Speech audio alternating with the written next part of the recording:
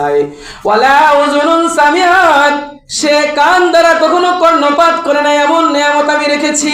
বলে তার জন্য এমন নিয়ামত রেখেছি। ওয়ালা খাতারা আলা কলবি বাশার, সে তার এরকম ভাবে সে তার কলব দ্বারা কখনো কল্পনাও করে নাই। এমন জান্নাত আল্লাহ তাআলা কাদের জন্য রেখেছেন? মুমিন বান্দাদের জন্য রেখেছেন। কাদের জন্য রেখেছেন ভাই? মুমিন বান্দাদের জন্য রেখেছেন। রাসূলুল্লাহ সাল্লাল্লাহু আলাইহি ওয়াসাল্লাম ইরশাদ করেন, ইন্না লিল জান্নাতি সামানিয়াতু আবওয়াব, বলে জান্নাতের ৮টি দরজা হবে। কয়টি দরজা হবে? ৮টি দরজা হবে। ডাক দিয়ে বলে, সাহাবায়ে কেরাম, তোমাদের মধ্যে এমন একজন ব্যক্তি আছে জান্নাতের ৮ দরজা ওই ব্যক্তিকে ডাকতে থাকে। জান্নাতের ৮ দরজা ওই ব্যক্তিকে ডাকতে থাকে। সাহাবায়ে কেরাম প্রশ্ন করলেন, ইয়া রাসূলুল্লাহ, ওই ব্যক্তিকে, তাকে আমরা দেখতে চাই। ডাক দেয়া বলে, ওই ব্যক্তি হলো হযরতে আবু বকর সিদ্দিক রাদিয়াল্লাহু তাআলা আনহু, আশরাফুন নাস বা'দাল আম্বিয়া। আদম থেকে নিয়ে মুহাম্মদুর রাসূলুল্লাহ সাল্লাল্লাহু আলাইহি ওয়াসাল্লাম পর্যন্ত যত নবী আছে, বলে নবীদের পরে সবচেয়ে শ্রেষ্ঠতম মানব হলো হযরতে আবু বকর। আবু বকর সিদ্দিক রাদিয়াল্লাহু তাআলা আনহু, বলে জান্নাতের ৮ দরজা তাকে ডাক দিয়ে বলবে, ৮ দরজা ডাক দিয়ে বলবে, হে আবু বকর, তুমি আমার মধ্যে দিয়ে জান্নাতের মধ্যে প্রবেশ করো। আবু বকর, তুমি আমার মধ্যে দিয়ে জান্নাতের মধ্যে প্রবেশ করো। আবু বকর, তুমি আমার মধ্যে দিয়ে জান্নাতের মধ্যে প্রবেশ করো। আল্লাহ তাআলা কিয়ামত পর্যন্ত আনেওয়ালা সকল উম্মতকে সুসংবাদ দিয়ে জানায় দেয়, যারা ৫ ওয়াক্ত নামাজে উজুর পরে একটা দোয়া পড়বে, আশহাদু আল্লা ইলাহা ইল্লাল্লাহু ওয়াহদাহু লা শারীকা লা, বলে ওই জান্নাতের ৮ দরজা তাকে আহ্বান করতে থাকবে, বলবে, আসো আমার মধ্যে দিয়ে তুমি জান্নাতের মধ্যে প্রবেশ করো।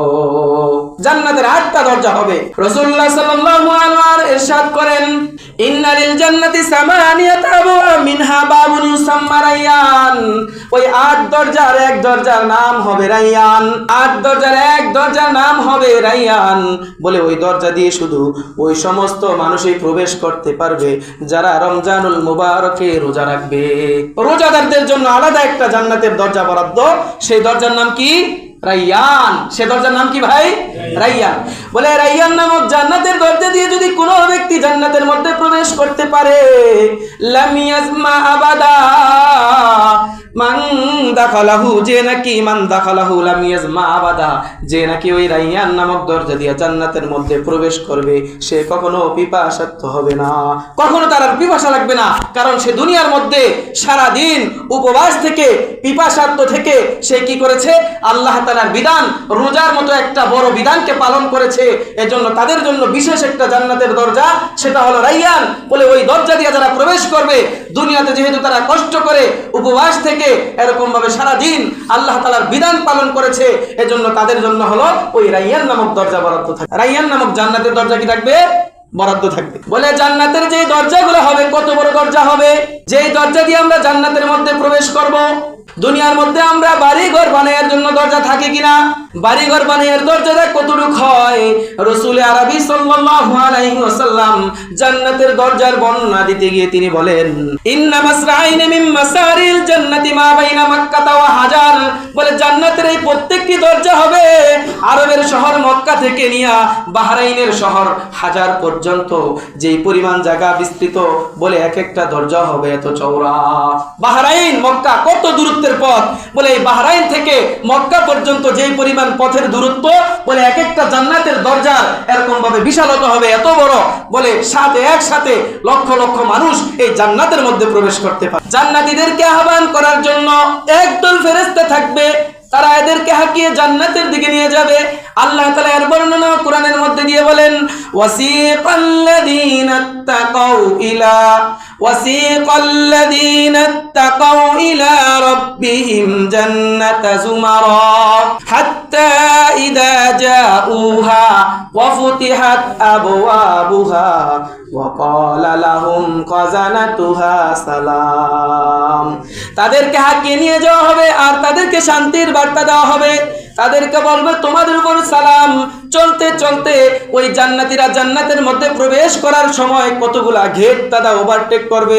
দুনিয়ার মধ্যে যখন আমরা কোনো অনুষ্ঠানের ব্যবস্থা করি গেট বানাই কিনা, বলে জান্নাতীদের সম্মানার্থে আল্লাহ তাআলা জান্নাতের মধ্যে প্রবেশ করার জন্য গেট বানাবেন। জান্নাতীদেরকে হাঁকিয়ে নিয়ে যাওয়া হবে, পিছন থেকে ফেরেশতারা তাদেরকে নিয়ে যাবে।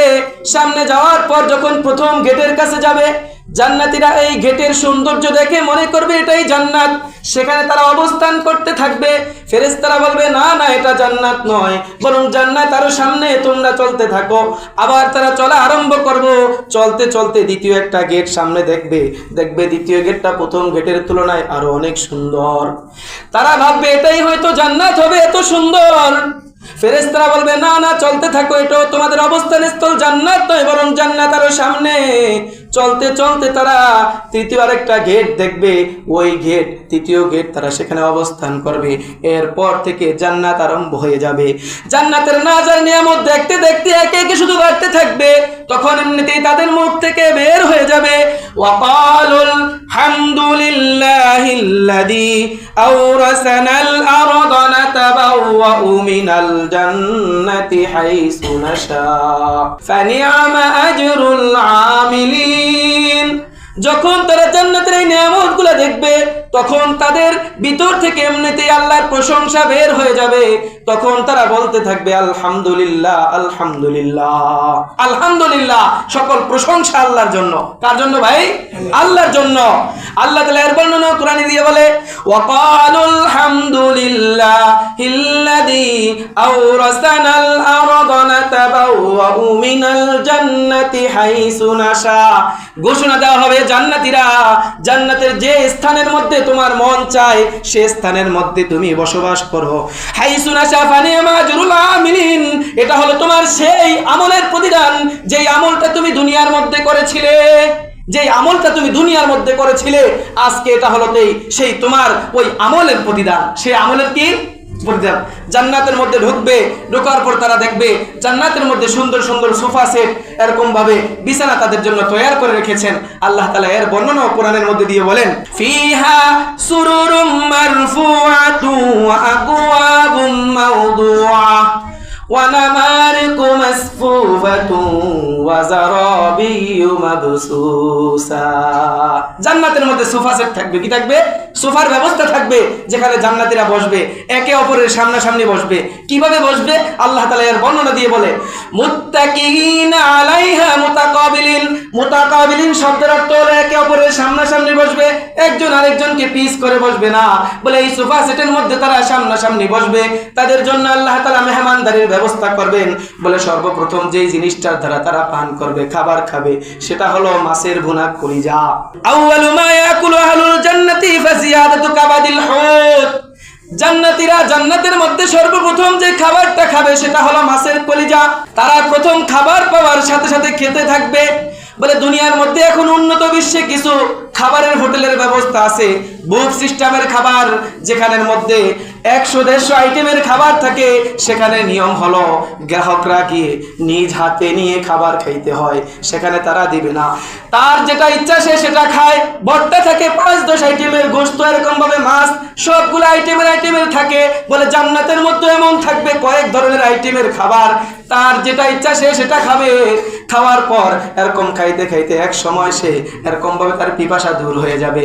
ফেরেশতারা ডাক দিয়ে বলবে হে জান্নাতের মেহমান, এই খাবার তোমার শেষ নয়, তোমার জন্য আরো খাবারের ব্যবস্থা আছে। বলে 2 নম্বর যে খাবারটা আল্লাহ তাআলা তাদের জন্য রাখছে ওয়ালাহামি তাইরিম মিম্মা ইয়াশতাহুন। লাহমি তাইরিম, তাইরুন শব্দের অর্থ হলো পাখি, লাহমুন অর্থ গোশত। আল্লাহ তাআলা কোরআনের মধ্যে জানায় দেয়, বলে দ্বিতীয় নম্বরে তারা যে খাবারটা খাবে সেটা হলো পাখির গোশত। পাখির গোশত, কবুতরের গোশত। কি বলেন, মজাদার খাবার কিনা, সুস্বাদু খাবার কিনা? বুফের মধ্যে যারা প্রথম যায় তারা প্রথম গরু আর ছাগল মহিষ দেখা খাওয়ার পর সামনে যায় দেখে কবুতরের গোশত আছে। এখন আর পেটে কি নাই? জায়গা নাই। কি নাই? জায়গা নাই। তো জান্নাতের মধ্যেও জান্নাতীদের এমন অবস্থা হবে, প্রথম দেখার সাথে সাথে তারা খায়া পেট ভরে গেছে। সামনে যে আরো উন্নত মানের খাবারের ব্যবস্থা আছে। এখন বলে জান্নাতের মধ্যে পেট ভরলেও সমস্যা নাই, যেটা খাইতে মন চায় পেট আবার খালি হয়ে যাবে, আবার সামনে খাবারের কি ব্যবস্থা। বলে যেভাবে খাবার এভাবে পানীয়র ব্যবস্থা। কিসের ব্যবস্থা? পানীয়র ব্যবস্থা আছে জান্নাতের মধ্যে, ফলের ব্যবস্থা আছে। দুনিয়ার মধ্যে আমরা আপেল কমলা লেবু খাই কিনা, জান্নাতের মধ্যে যখন কমলা ফল দেওয়া হবে, আপেল দেওয়া হবে, জান্নাতি ডাক দিয়ে বলবে আল্লাহ এই ফল তো আমি দুনিয়ার মধ্যে খেয়েছি, এটাও জান্নাতের মধ্যে, আবার কেন? আল্লাহ তাআলা তখন ডাক দিয়ে বলবে আরে বান্দা আগে তুই ভক্ষণ কর।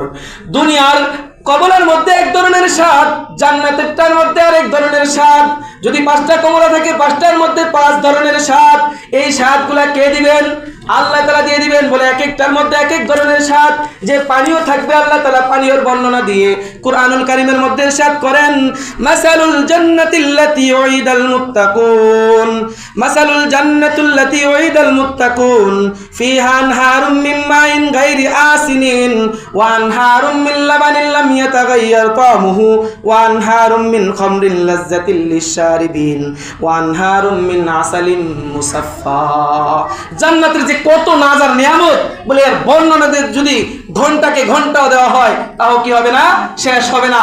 এজন্যই আল্লাহ তাআলা কুরআনুল কারীমের এক আয়াতের মধ্যে ইরশাদ করেন, ফালা তা'লামু নাফসুম মা উখফিয়া লাহুম মিন কুররাতি আয়ুন। হে মুমিন বান্দারা, তোমরা দুনিয়ার মধ্যে আমল করো, যদিও তোমাদের জন্য একটা সীমারেখা দেওয়া আছে, হালাল হারামের সীমারেখা, জায়েজ নাজায়েজের সীমারেখা। তোমরা যদি এই হালাল হারামের সীমারেখা, জায়েজ নাজায়েজের সীমারেখা মেনে তোমরা কবরে আসতে পারো, তাহলে তোমাদের জন্য এমন জান্নাতের ব্যবস্থা আছে, যেই জান্নাতের এরকম ভাবে নাজ নেয়ামত পেয়ে দুনিয়ার সকল তোমাদের চিন্তা টেনশন, তোমাদের সকল দুঃখ তোমরা ভুলে যাবে। সকল টেনশন কি হবে? ওই দিন বান্দারা ভুলে যাবে। ওই দিন বান্দারা কি হয়ে যাবে? ভুলে যাবে। হযরত সাদ ইবনে আবি ওয়াক্কাস রাদিয়াল্লাহু তাআলা আনহু, এই ঘটনা বলে আমি শেষ করছি, সংক্ষিপ্ত ঘটনা। সাদ ইবনে আবি ওয়াক্কাস রাদিয়াল্লাহু তাআলা আনহু রাসূলুল্লাহ সাল্লাল্লাহু আলাইহি ওয়াসাল্লামের কাছে প্রশ্ন করলেন, ইয়া রাসূলুল্লাহ, আমাকে এমন একটা আমল শিখিয়ে দিন যে আমলটা করলে আমি মুস্তাজাবুদ দাওয়া হতে পারবো। মুস্তাজাবুদ দাওয়া কি? মুস্তাজাবুদ দাওয়া হলো এমন ব্যক্তি যে যেই দোয়া করবে এটাই আল্লাহ কবুল করে। সাদ ইবনে আবি ওয়াক্কাস ডাক দিয়ে বলে, ইয়া রাসূলুল্লাহ, আমাকে এমন একটা আমল শিখিয়ে দিন যে আমলটা করার দ্বারা আমি মুস্তাজাবুদ দাওয়া হতে পারবো। তখন রাসূলুল্লাহ সাল্লাল্লাহু আলাইহি ওয়াসাল্লাম ডাক দিয়ে বলে, এ সাদ ইবনে আবি ওয়াক্কাস, আতিব মাতআমাকা তাকুন মুস্তাজাবাদ দাওয়া। আতিব মাতআমাক, তুমি তোমার খাবারটাকে হালাল করো, তাকুন মুস্তাজাবাদ দাওয়া, তুমি মুস্তাজাবুদ দাওয়া হয়ে যাবে। তুমি তোমার শরীরের পরিহিত পোশাকটাকে হালাল পয়সা দ্বারা, হালাল পয়সা দ্বারা ক্রয় করে পরিধান করো, তুমি মুস্তাজাবুদ দাওয়া হয়ে যাবে। তাহলে দেখেন, হালাল খাবার, হালাল পানাহার, এরকম ভাবে হালাল বস্ত্রের একটা কি আছে? বড় প্রভাব আছে আমলের মধ্যে। আল্লাহ তাআলা যেন আমাদেরকে এই দুনিয়ার জীবনের মধ্যে হালাল হারামকে মেনে চলে আল্লাহ তাআলার যে নিয়ামত জান্নাত, এই জান্নাত উপভোগ করার তৌফিক দান করে। ওয়া আখিরু দাওয়ানা আলহামদুলিল্লাহি রাব্বিল আলামিন।